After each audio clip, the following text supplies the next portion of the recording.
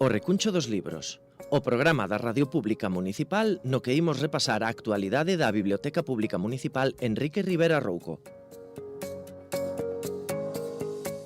O Recuncho dos Libros, o espazo para a lectura de Radio Eume.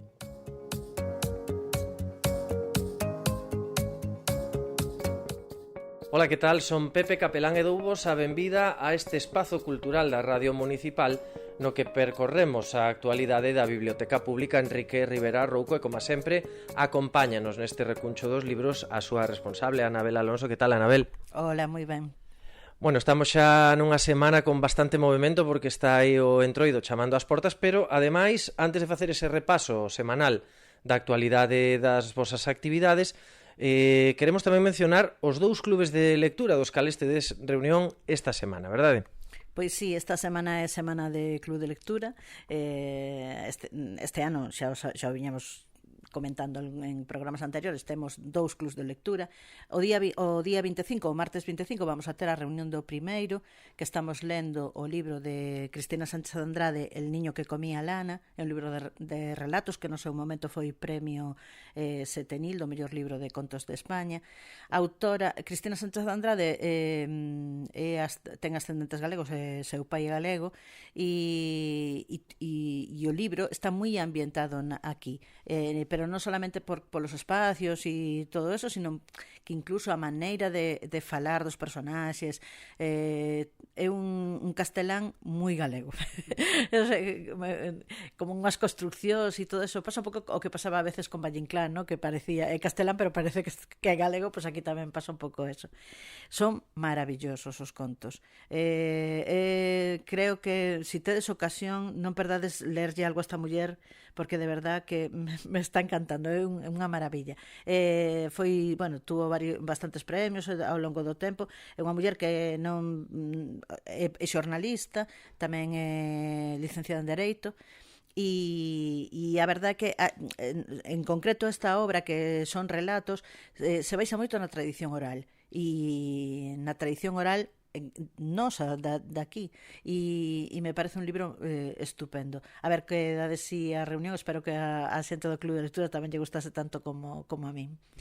E despois tamén temos ese clube de lectura especializado en novela negra, que é un xénero que está experimentando pois un auxe clarísimo, tanto en libros como en outras obras de produción audiovisual, por exemplo. Sí, neste caso estamos lendo El adversario, de Manuel Carrer. Unha cosa que levamos comprobada no Club de Lectura de Novela Negra desde que empezamos é que levamos lido xa 5 ou 6 obras e todas son completamente diferentes. É dicir, a veces tamén metemos dentro do mismo saco moitas cousas, falamos de novela de intriga e de misterio, non sei que, pero hai moitas maneiras de enfrontar eses textos. Esta obra de Manuel Carrer, de feito, é non ficción. É dicir, é unha obra que realmente é unha novela, pero é unha novela do que se chama non ficción, porque conta a historia de Jean-Claude Roman, un francés que no ano 93 asesinou a súa muller e os seus fillos e os seus pais cando se deu conta de que se iba a descubrir que a vida que levaba non era real. Se levaba mentindo e inventándose unha vida desde os 18 ou os 19 anos. Fixo a carreira de medicina, pero non a fixo. Estaba cos seus compañeiros na facultad, pero non facía os exámenes ni nada. Dixo que fixera as prácticas, dixo que se licenciara, decía que estaba traballando para a Organización Mundial da Saúde, e todo eso el descubriu que eso se iba a descubrir, e digamos que a maneira que atopou de tal foi matou a toda a súa familia, intentou asasinarse el mismo, aínda que sobreviviu, e Carrer investigou este asesinato e estuvo presente no xuízo e se carteou con este home para intentar entender que o levara a esa vida, non? A construirse unha vida que era mentira. E como eso afectou despois ao resto da familia. Un libro é maravilloso tamén, interesantísimo. E hai unha película que está protagonizada por Daniel Auteuil, este actor francés moi coñecido, que a dirixe Nicole García, e foi un exitazo en Francia no seu momento, porque xa o caso tuera moita repercusión, non?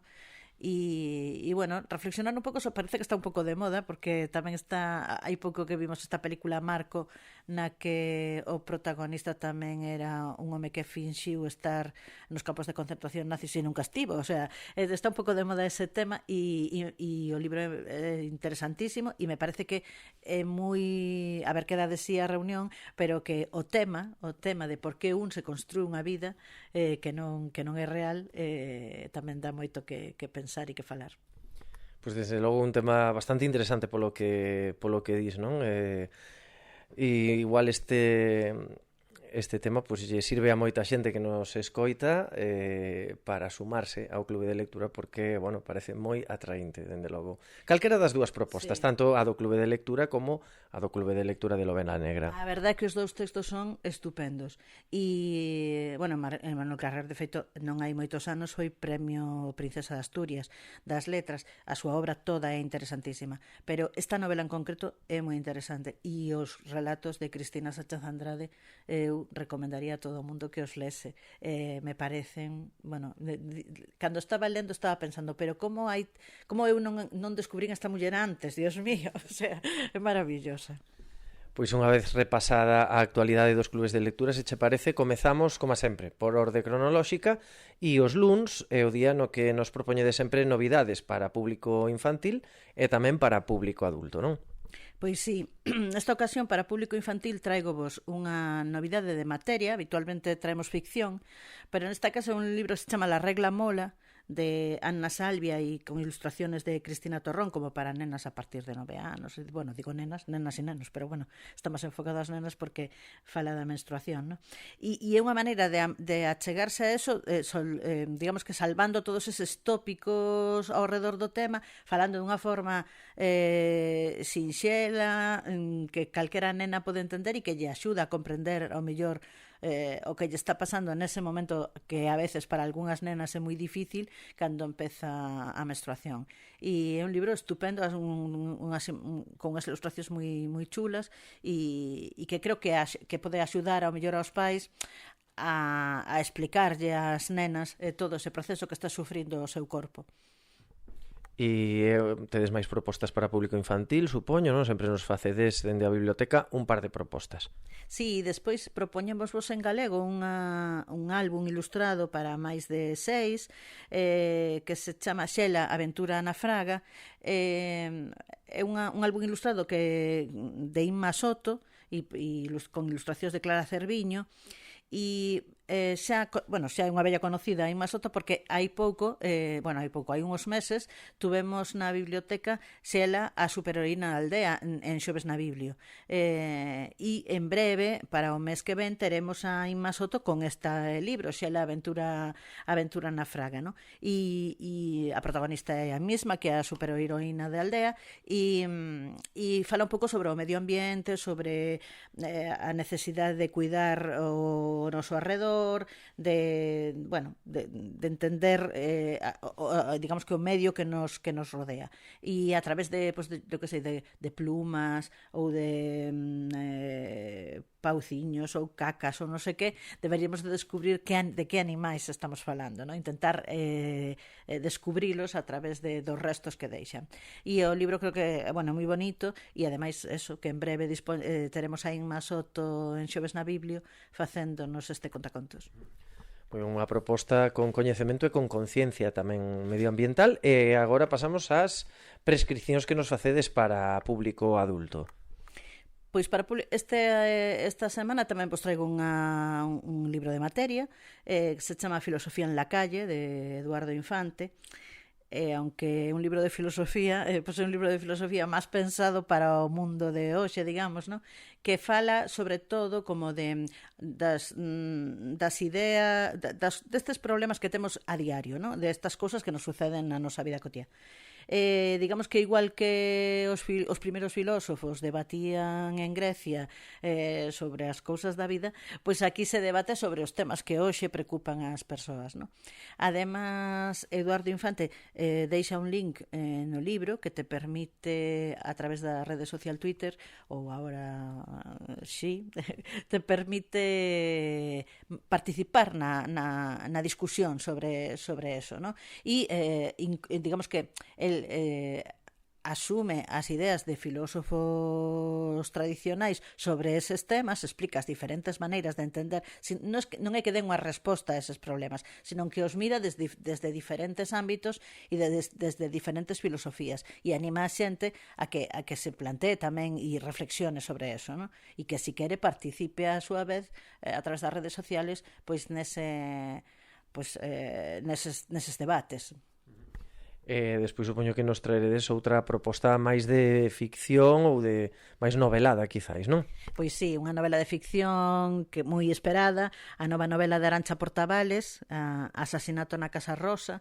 Arantxa Portabales é unha das nosas escritoras de novela negra galegas con máis éxito, non solamente en galego, senón tamén nas súas traducións ao castelán, e inicia con esta novela como unha serie nova que se vai digamos que é unha serie que que está debaixo do paraugas dun nome que se chama Os crimes de Loeiro, con dous novos personaxes, unha inspectora de policía que se chama Iria Santa Clara e un policía retirado, xubilado xa, que foi antiguamente o seu xefe e que lle vai axudar pois, na investigación que leva a cabo, que neste caso pois é nesta Casa Rosa a que a chaman para investigar a morte dunha muller que morreu hai 4 anos, que dixeron que era a morte natural, e o seu home sospeita que alguén da familia pois a asasinou. Arantxa Portabales é un éxito seguro, digamos. Aquí temos todos os seus libros anteriores e siguen tendo moitísimo préstamo continuamente. Entonces, pues, animadevos. Pasamos agora, cambiamos de día, chegamos ao martes de cómic. Que nos traedes este martes? Pois tamén un clásico este martes de cómic. Cartas de inverno, de Antonio Seijas, é a versión, a novela gráfica da novela de Agustín Fernández Paz, que moitos rapaces e rapazas tuveron que ler no instituto no seu momento, e que esta novela extraordinaria de Fernández Paz, que con algo de terror, que está traducida, digamos, á linguaxe da banda deseñada. E nada, un escritor que volve dunha viaxe e se atopa con unha carta dun amigo que lle conta que está sucedendo unhas cousas moi extrañas, e el decide pues, ir a axudalo e a descubrir que son eses sucesos extraños que pasan, non? Pois moi ben, aí queda esa proposta de cómic baseado ademais, como contabas, nunha novela, e agora sería xa o momento de pasar ao mércores, que é o día de entreversos, o día da poesía. Pois claro, lóxicamente temos que recomendar a Rosalía, xa que acabamos de celebrar o día de Rosalía. A veces, a mellor deses autores, xa o falábamos a semana pasada con Castelao, que como damos por suposto que os conocemos tanto, non os lemos, porque parece como se xa os léramos, o sea, e a mellor ninguén se chegou de verdade ás súas obras, non? Entonces, me parecería moi interesante que nos achegásemos a obra. Ademais, temos unha curiosidade, que temos agora unha novidade na biblioteca, que son os cantares galegos traducidos ao inglés, nun libro que se chama Galician Songs, e que a mellor algunha persoa tamén pode ter a curiosidade, se quere, de ver como soa Rosalía en inglés. E agora chega o xoves, si que é o día que soledes dedicarlle ao público máis cativo, con esa programación habitual do xoves na Biblio, e ademais tamén é o día no que aproveitades para facernos ao público da biblioteca unha recomendación de libro e peli. Así que, bueno, non sei que é o que nos podes contar deste xoves na Biblio que nos agarda esta semana. Pois este xoves na Biblia temos música infantil, sobre todo para os nenos máis pequeniños, con Pablo Díaz, un clásico tamén, xa estuvo algunhas veces nos xoves na Biblia. Nesta ocasión o libro que nos trae é Novas e Bellas Melodías. Ademais, calquera persoa interesada, tamén temos na biblioteca os seus libros discos, Tic-Tac, Toc-Toc, que podedes levar a casa, e bueno, nada, é para os nenos e nenas máis pequenos, será na Casa do Peso, e contamos nesta ocasión con unha subvención da Rede Cultural da Deputación da Coruña. E ademais, sempre, como dicía, non, que nos facedes unha recomendación de libro e peli, serie, obra audiovisual, digamos, ligada a ese libro. Cal é a vosa proposta desta semana? Pois esta semana vamos a recomendarvos Los Darrell, que ademais está disponible en RTV Play, co cal todas as persoas poden ter acceso, non é unha plataforma de pago, e que conta a historia da familia Darrell cando se instala en Corfú. Desa época en Corfú, Gerald Darrell escribiu o libro Mi familia e outros animales, que tamén é un clásico, xunto con outros 2 libros, Bichos e demás parientes e El jardín de los dioses, que eses 3 libros compoñen a triloxía de Corfú. Tamén Lawrence Darrell, o seu irmão e escritor, tamén se inspirou aí en Corfú para os seus primeiros textos. E a serie é deliciosa, conta a historia real da familia que por problemas económicos decide trasladarse a Corfú porque lles parece que en Grecia van a conseguir vivir máis facilmente con menos cartos, ¿no? E é unha delicia todo o que se fala da natureza, porque, bueno, Gerald Darrell é naturalista, conservador, aparte de escritor, conservacionista, unha persona moi implicada no mundo natural, e aí esa mirada na serie, e despois unha serie moi simpática, con moito sentido de humor e con unhos paisaxes e unhas localizacións preciosas, o sea que si tedes ocasión, Los Darrell en RTV Play. E xa rematamos a semana con esa lembranza do autor do mes, que é o que nos podes contar de Miquel Santiago, que é o autor que xa remata este mes de febreiro con vos. Pois sí, xa rematamos este mes de febreiro que lle dedicamos a Miquel Santiago. Nada, facer simplemente unha referencia en algunhas entrevistas que lle limos a Miquel Santiago, fai fincapé neses autores clásicos nos que se mirou para facer a súa literatura, no? Entonces, pois, el nomea, por exemplo, a Stephen King, a Patricia Highsmith, a Agatha Christie, a Edgar Allan Poe, a Arthur Conan Doyle, estes que son como autores, digamos, que deron inicio a novela de intriga e de terror e de misterio, tal como a coñecemos hoxe, no? Pero despois tamén fai referencia a que hai outros autores que foron decisivos tamén para el como lector e tamén como escritor, como poden ser, por exemplo, os ensaios e os libros de viaxes de Kapuscinski, ou como poden ser os contos de Borges, ou como poden ser os relatos e as novelas de Truman Capote. Hai bastante de eso a veces nas novelas de Santiago. Estou pensando nunha novela que se desenvolve como nunha especie como na Ribeira Francesa, que hai moito jazz e recorda moito a Truman Capote, aos relatos de Truman Capote, aunque sea unha novela de misterio e non teña que ver inicialmente, no? Pero sí que hai como certo sabor así a Truman Capote. E entón, bueno, creo que a veces, aparte de recomendar ao autor do mes, por suposto, tamén ver esas referencias que el ten que o levaron a súa literatura pode ser interesante. Moi ben, Anabel, pois como dicía, rematábamos mes de febreiro. Para o mes de marzo teremos novas novidades, teremos novo autor ou autora do mes, teremos tamén novidades sobre o reto lector. Ainda nos queda moito que contar sobre as actividades aquí da Biblioteca Municipal Enrique Rivera Rouco, así que despídote xa e agradezoche unha vez máis a túa presenza. Nada, gracias a vos.